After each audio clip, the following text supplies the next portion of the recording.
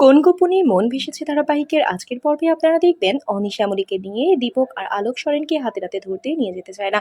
যদি আবার কোনো বিপদ হয় তাই শ্যামলী আমি আপনাদেরকে কাছে রাখতে পারবো না স্যার, দুজনে মিলে যাব।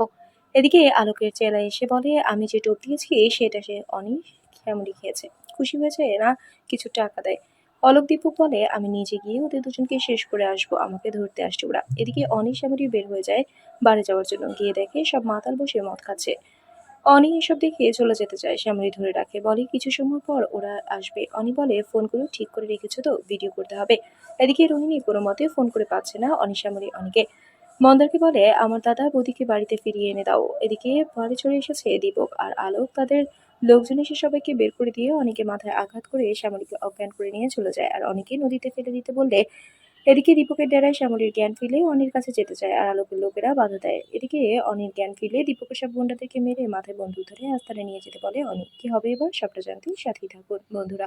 আজকের পর্ব নিয়ে আপনাদের কি মতামত জানিয়ে দিন কমেন্ট করে। নিয়মিত সিরিয়ালের আপডেট পেতে আমাদের চ্যানেলটি সাবস্ক্রাইব করে সাথেই থাকুন।